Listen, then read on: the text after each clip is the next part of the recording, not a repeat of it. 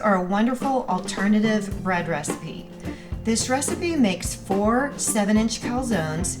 If you need to feed more people, look for that recipe in the comments below because you're not going to want to just double the ingredients. We're going to begin by adding all of our dry ingredients to a large mixing bowl.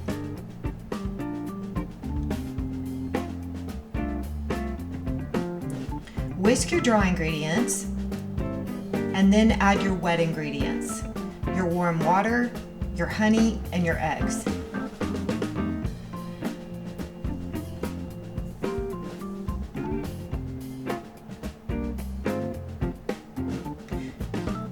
A mixer isn't necessary for this recipe. You can simply mix it by hand, making sure that all of your ingredients are well incorporated. Scrape the side of your bowl as well as your spatula, and then I like to use a plate to cover it.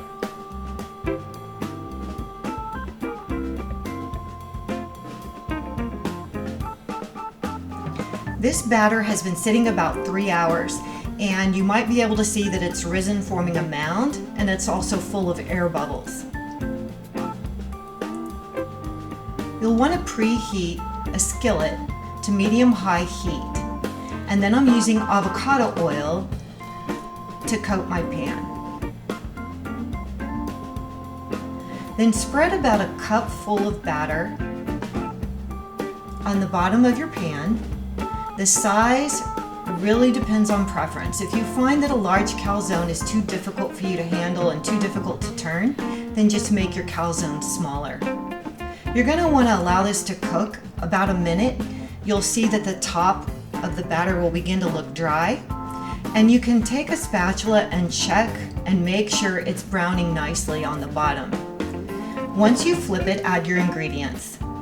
I'm making a variety using applewood smoked ham, steamed broccoli that's been drained, cheese, and red peppers. Allow your calzone to cook on the second side about the same amount of time that you cooked it the first side. This will depend on how hot your skillet is.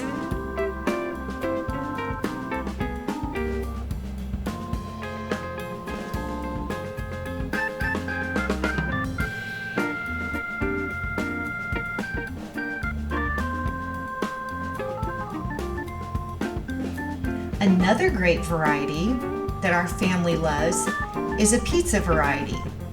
So I'm going to add some mozzarella cheese, some sauteed veggies and herbs, fresh spinach, and pasta sauce. You could also add fresh mushrooms, pepperoni, or whatever you like.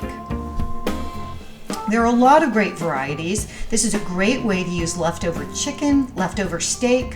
One of our favorite varieties is grilled steak and onion with Swiss cheese. Please share your favorites in the comments below, and don't forget to hit subscribe for more great gluten-free recipes.